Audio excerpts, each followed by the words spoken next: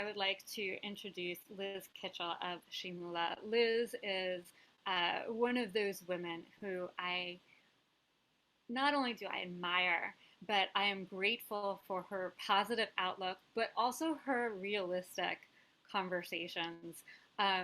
Liz, we were just talking about how, you know, you don't have to come at things from one direction. And most women don't, right? We think a little bit differently than the male dominated world. And I would actually even like to challenge the male dominated world conversation. We're having an entire event around women starting new endeavors. So maybe we're not going to subscribe to that. So Liz started a company with her partner Dawn called SheMoolah. And as I said at the beginning of this event, SheMoolah has a mastermind that I am a part of. And I am so grateful to them because those women, when I said, I'm writing a book and it's almost done, and okay, I'm trying to upload it, which took 30 days, no joke, because Murphy's Law was happening. They just kept saying, keep going, but you need a launch event. You're a producer. Why aren't you doing this? And I offer that to say that this is a woman who's focused on who are you authentically and how can we make who you are work for you. You don't need to be in the box that other people are describing. Let's figure out you.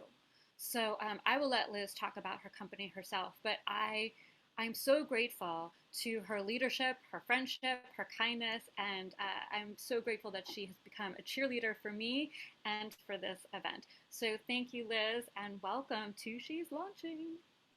Yay! I'm so happy for you, Jean Marie. This is a fantastic event, and everybody that's here sharing their expertise, their livelihood, it makes us all better. When everybody shines, it makes everyone else's light just shine that much brighter. So I appreciate it 100%. And it looks like my camera's a little fuzzy. It's going to clear up here in a second. And if not, maybe it's just not meant to be clear. But I am Liz Kitchell with SheMoolah, and SheMoolah is a company really dedicated to helping women look at the relationship with money and learn how to have it all, right? How to make more money, how to keep more money, how to define your life in a way and align your bank accounts. So it's really important to just kind of like for a moment, just sit back, relax. This is going to be fun. It'll be engaging. And that's really about it. So I just want to give you a little bit of background on myself. And it's not really about me, so I'm not going to focus there too long. I started in the financial services industry in 1994 after a career in ballet. And I can't believe I ended up in the financial services industry after being such a creative person. And after about 25 years in the financial services industry as a financial advisor or a coach or a trainer of financial advisors, I realized that creatives and women weren't necessarily coming to the table and staying at the table. Financial advisors would interact with them and ask them certain questions to kind of get them to a place of understanding how to build a financial plan that would work for them. Unfortunately, a lot of times creatives or women would feel judged about their process with regards to money because it didn't always make sense to the person sitting across the table that was deemed an expert. They would often leave and not get the products or services that they really needed to get ahead. And that broke my heart. It made me really angry, actually. And I got out of the industry to start my own company, SheMoolah, to really understand how women and creatives and other people that don't necessarily think about money in a logical way, but more in an experiential way, and kind of marry the two approaches, because it's not one or the other, it's both. It is really both. And there's more than that. There's so many different ways with regards to money. But there were a lot of people out there talking about just go spend money, more money will show up. And then there are others out there like, oh, you got to save money for a rainy day. But we like to say, and I love this improv term, that money really should be a yes and conversation. So money should be able to be there for you. And it should be there for today and tomorrow and have fun along the way, right? That's what's most important. If you're not having fun along the way, then something's missing, whether it's a personal dream, a professional dream, or any of that other stuff. So I told you this was going to be interactive. So I'm going to bring up the chat so I can watch this. And I would love to know the conversation pieces here. So who would like to have more money? Say yes, if you would like to have more money. Okay. Who would like to have less stress? Say yes, if you'd like to have less stress. Okay. Who wants to win the lottery? That's what my giveaway should have been, as lottery tickets. Okay, so only Jean Marie and Caroline want to win the lottery, right? Okay, I'm sure there's more of you that want to win the lottery out there. But winning the lottery is not a plan that you can plan around. But we could maybe get to a point where we can understand why the money is so important. A lot of times when we're thinking about making more money and keeping more money, a lot of emotions and patterns come up and a lot of self-talk from our past. And it could be, oh, money's evil. Anybody ever heard that money's evil? Or money is the root of all evil? Money is not good or bad. And I'm sure we all have some kind of thing with regards to this, some story that comes up with regards to this. But a lot of times it's an emotion that comes up that tells us the story's there. So emotions are indicators whether or not our life is working for us right now at the moment or not. So if it's a negative emotion, things aren't working in our life. It's a positive emotions, our needs are being met. So when we think about our money situation, how many people just say, are you having negative emotions that come up or positive emotions?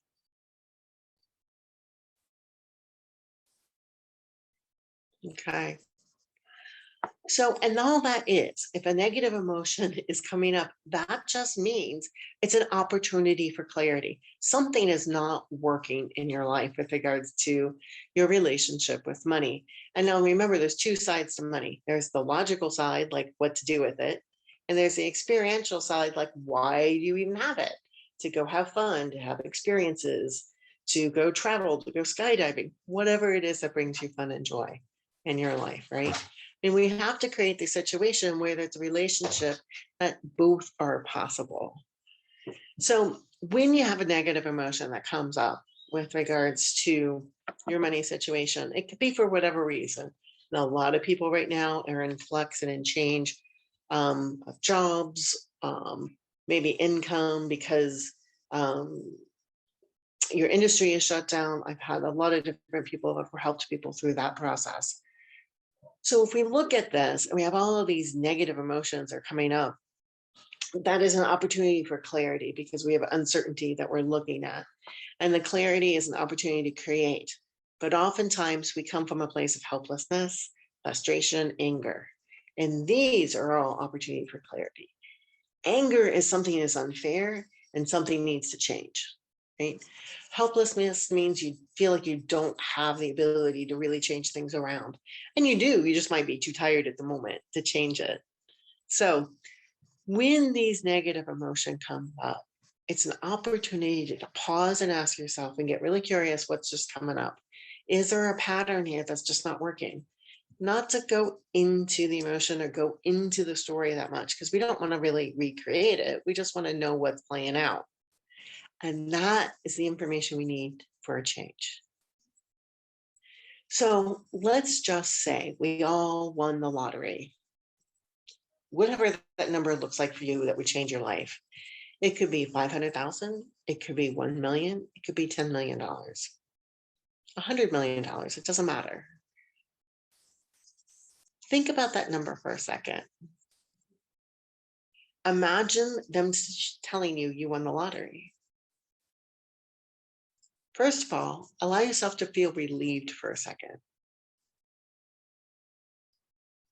And then tell me in chat the first 3 things you would purchase. Personally, I know I would purchase a fun car. One of the things I give up sometimes is having a fun car. When I am pivoting in my life financially and trying to create things. Ooh, a home and land in New Zealand. Okay. A home and land in the US. Excellent. A home, a bra, Food for my neighbors, sneakers, that's awesome. Pay off college debt, travel money. So if you say travel money, then tell me the first 2 or 3 places you would travel to. A lot of times when people try and build a new money plan for themselves, it becomes overwhelming because they see all the obstacles to the money in front of them. So I'm going to share with you a couple of ways that we do this at SheMoolah. And we really kind of plan from the end in mind. So let's just say it's 5 years from now and you have encountered money, right? And you've created the life that you wanted in your business, in your personal life, in your family life. You've traveled to all these different places. You have employees. Your purses, Isabel, are all over Nordstrom's and all the other Saks Fifth Avenue and all the other stores that you wanted them in, right? When we are in our life in 5 years from now, it's really easy to brainstorm that. And when we bring really big ideas into fruition, we actually brainstorm them twice. Once in the creative mind, so we can see it, feel it, we know why it's important to it, we can feel the emotions as if it would happen. And then once in the physical form. So as a creative myself, it's really easy to build everything in this creative mind. What isn't always easy is then put it into existence in the physical form. But if I can get really clear and add a lot of weight to my ideas in that 5-year plan and why it's important to me, the what and the why, I can get really clear on that. Then I can start backing into the actual plan and strategy that gets me there. So I've got this plan and I take a look at it. That's where I am in 5 years from now. Where am I in 4? Where am I in 3? Where am I in 2? Where am I in 1? If my goal, let's just say $10 million is what I want to make sure I have saved in the next 5 years. If 10 million is where I want to be in 5 years from now, insert your number.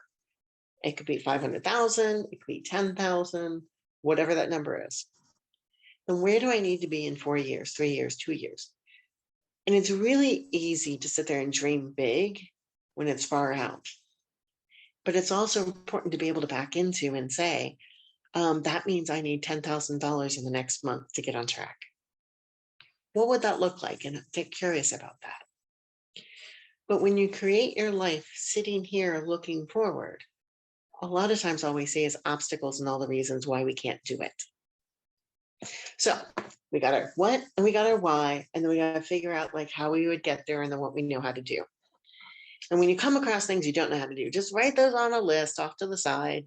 And then as you move forward on the things you know how to do, you may not even need to know them, or when you do need to know them, the right person or the right training will show up, right? Now that you have this clarity and you're moving forward, the next thing that is really important is to notice any patterns or emotions that show up trying to stop you from getting there. And we have a lot of these with regards to money. You know, I can't make more money is often one of those things that happens because if I do, you know, this, or this will happen. And we'll get into some of those examples. It could be anything from if I make more money, I'll have to work harder. I don't want to work harder. If I make more money, my friends and family will see me as a bank and I don't have good boundaries. If I make more money, I will insert whatever it is. So there are these stories and patterns that we believe to be true that unconsciously keep us stuck, but we don't always know what they are. And the reason we know that they come up is because an emotion shows up. And the emotion is typically a negative one that shows us that something's not working anymore. So I'm going to go a little bit deeper into that because one of the ways for us to show you how emotions show up and these patterns show up is to go into personalities that we learned along our way. So I'm going to pull up a PowerPoint and kind of talking about 3 of the 8 money personalities that we deal with at SheMoolah, just to give us some insight on what some of the obstacles are for you to make and keep more money. So here we go. Okay, great. I'm only bringing 3 of the 8 up. And if you want to test, it's on our website. You can go and you can test and figure out which you are. And then we send you an email with a video about the description on all the different types. But I'm going to talk about 3, the accumulator, the alchemist, and the nurturer. The accumulator, if you think about an accumulator, think about a banker. This is somebody that's really good with just the numbers. And when you go to balance the spreadsheet, there has to be more money coming in than going out. That's how a banker would think about it, right? They have a P&L and they want to stay in the black, not in the red, right? So they're organized, they're rule followers, they're disciplined, they're planners. And accumulators, when they go to make money, they don't often take a lot of chances because there are tried and true approaches that work.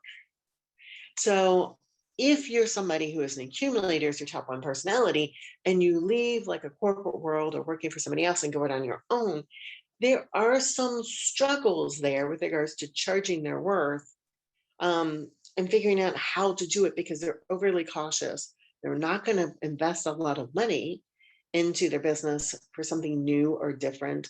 And they're driven by fear and worry. They want to make sure that they are never financially dependent on anyone else. So everything they do is going to make sure that they can stay independent and not to burden somebody else.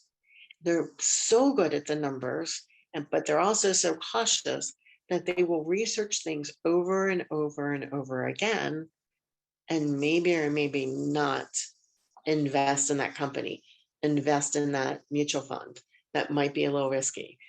They might not invest in real estate that they were thinking would be a good opportunity for an up and coming neighborhood. And 5 years later, they're like, why didn't I do that? So an accumulator, to be able to get to the point where they could make more money, they actually have to expand the rules. And they have to just think outside the box just a moment to create some new rules because they love the rules so much. So that's the accumulator. Think about a banker. Now, an alchemist, a lot of creatives and activists are alchemists. And what an alchemist is that they are very magical with regards to why we're here in this world. And they believe that there are ideas that can transform the world. And they're going to be a part of it. So they're very idealistic. They champion and cheer other people on when they have really big ideas. And they have this concept that, you know what, I'm going to make it happen. And it's almost magical. So when we said to Jean Marie, go have a launch party, within 10 minutes of having a launch, saying, go have a launch party, go celebrate this, she had the layout and the people in her mind of how to make this happen. So an alchemist knows how to really make things happen. They talk to people about their ideas, their transformation, and the people show up. It's almost as if they have a magic wand. Yet at the same time, because they're so busy transforming the world, they have this relationship with money that is kind of love-hate. They're like, oh, I love money and what it can do, but I hate money because it's necessary to do it, right? But they often forget they have the magic wand, and that if they focus on really why they're doing something, that a lot of things just naturally show up and fall into place because they're very clear about their what and their why. And that's very important for all of us, but for the alchemists especially. The alchemists, they also have a challenge, with regards to making more money because they'd rather barter or trade. And when you barter and trade a lot for services, it doesn't necessarily translate to cash or revenue. It's not something that you can measure. And then a lot of your time is taken up by the trading. So that's something also to keep in mind when you're getting to the point where you're trading a lot. So not sure what happened to the PowerPoint, but hopefully, can we go back one? There we go. Thank you, Tori. And then also with regards to the alchemists, they believe that there's an unfair balance to wealth in the world, and they would love to kind of like shake it up and redistribute it if they could. And I know some of the younger generations have this concept in them, and it's kind of fun to like watch that they're here to transform the world. So I love that. And it's important to get clear on the ideas of what transformation would look like and why it's important, because the why is going to keep you motivated after 2 weeks. Motivation only lasts 2 weeks. Why and the impact on you and your life, that lasts longer. And that's why we always work from a 5-year plan backwards. Okay, the last personality I'm going to talk about, and we just run across these a lot, especially with business owners. There's also a Maverick, which is a different story, but they're very much a risk taker and they're a serial entrepreneur oftentimes, right? So the nurturer. The nurturer is the exact message you hear on the airplane all the time. Put on your own mask first before putting on anyone else's mask, because if you don't have oxygen, there is no possible way you can help somebody else on that airplane. So that's the same concept with regards to money. But the nurturer is motivated by taking care of others. A nurturer can anticipate what other people need and actually provide it before people even ask for it. So if you think about, employees out there or people who are nurturers, they make great trainers. They make great things where you're like, oh, this would be something that a mom would be really good at because they're so good about taking care of others, nurses, etc. But I'm also a nurturer. It's my number one. And for me to be a business owner, I had to recognize the nurturer pattern and how it showed up. When I was in the corporate world, it was very easy for me to, have the money came in because it was the company, in a way that was being represented. And I didn't have to worry about it so much. The nurturer is so busy taking care of other people, they often sacrifice their own needs. Okay. Because they feel like they're already so blessed to begin with sometimes that they can give it away and they don't have good boundaries. But there's so many amazing strengths. They're generous with their companies and personal time and resources. They will make very loyal clients. So when they onboard clients, whether they're an employee or they are their own business owner, those clients are there for life because they take such good care of them, as long as they don't enable them. So there's that, fine line there. They're also very loyal and devoted employees. The nurturer, though, when it comes to money, is naturally good at the accumulation aspect of it because they know they're going to need it to take care of other people. They often have times of not spending money on other people. So to keep more money, the nurturer has to get very clear on boundaries with regards to other people in their life, because they'll be the first one to not put money in a 401k so it could pay for ballet lessons, soccer, summer camp, and everything else. And one of the things that you just can't finance in life is your retirement, right? So there's certain patterns each one of these personalities have that can help you make more money or keep more of it. The challenges for the nurturer, if they are their own boss, is that they don't charge their worth because they see that people are in pain and they want to solve that for that pain. Even if somebody else can't see they're in pain, they're often empathic and everything else, and they're able to provide solutions. Execution on building businesses are also hard sometimes for the nurturer because a boundary is going to get in the way. Their family is going to need them. Their partner is going to need them. Somebody else with a big agenda is going to need them, and they're going to get excited about that idea versus staying on track with their idea that they know is a really good idea. They do often rescue employees or their clients, but it's very important to make sure that they don't make them codependent in the process. So you're not these personalities. I'm not these personalities. They're just patterns that show up in our life. They're important patterns because if we recognize the pattern, they're often the ones that stop us from making more money, charging our worth, or getting another client. There's another archetype out there called the connector. It's so busy making friends, it can't always find new clients or get the clients to go through the prospect phase because they want to give white glove experience to everybody. So if they have too many people in the prospecting line, they'll drop the ball. So one of the things that they will need is they need a system in place to do white glove touches along the way if they personally can't do it. So I'm going to stop let's go to the next slide real quickly and I'll discuss that next slide and then I'll see what questions you have. We love what we do at SheMoolah so much. We love creating opportunities around money. be it some personal goal, whether it be, a career goal you have, starting a new company, pivoting your business, making it bigger, whatever it is. We love it so much that this is what we do all the time. We give away money personality readings when we do speaking engagements like this, and we'd like to offer the same thing to you. So if you want to do a money personality reading, you'll see right there our website, SheMoolah.com. The personality quiz is on each one of the pages. And then if you want a free personal reading, I'm happy to give you one. You can actually click on the SheMoolahSquare.site, and that'll take you up to a scheduling calendar where you can schedule a time to get your free personalized reading based on your 3 types. So if you go ahead and close out of this PowerPoint, I will talk for a minute about the top 3 personalities. In a way, they blend together to create patterns that either work or don't work. I'm a nurturer, I'm a romantic, and I'm a connector.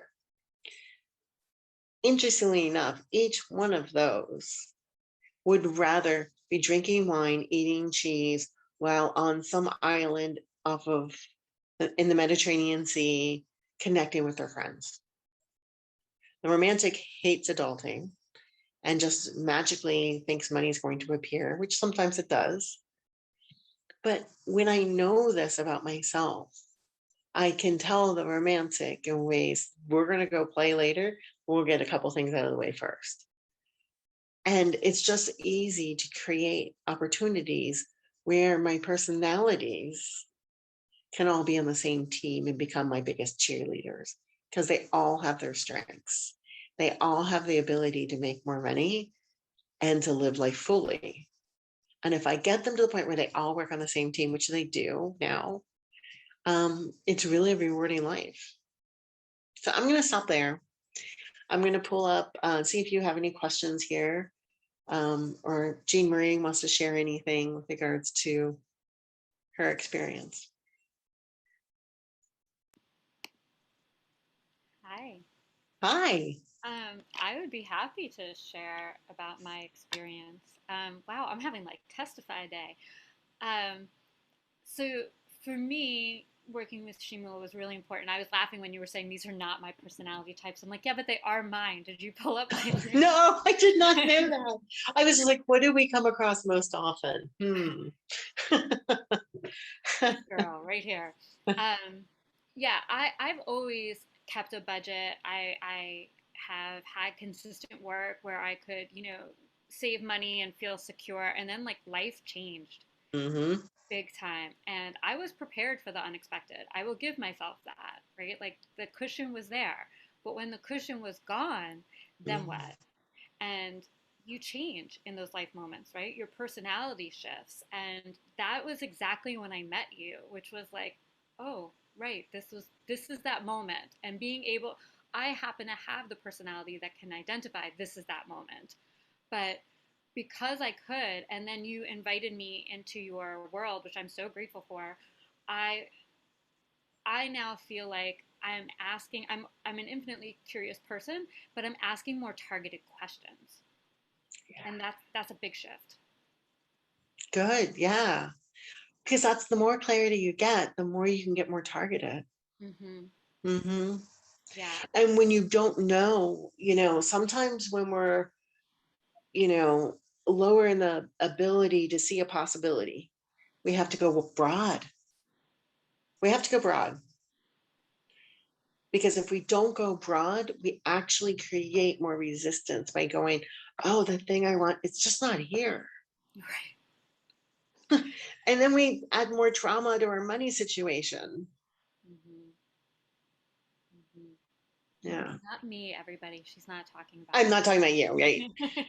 That wasn't I me. do say you in general when I Yes. mean to say one. Yep. It's a habit I picked up in the 10th grade and I never dropped. Oh my word.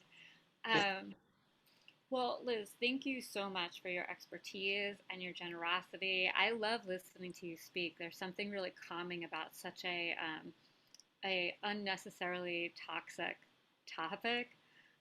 So I'm so grateful for that. And I know that there's a lot of people on here right now. I can see who's on there, and I know almost everybody. And I know that for those of you who I have coached, now you know where I got that info that I told you.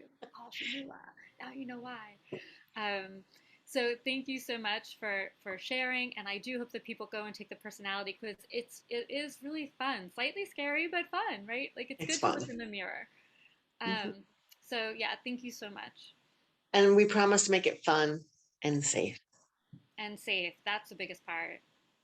100%. Mhm. Well, thank you for that, Liz.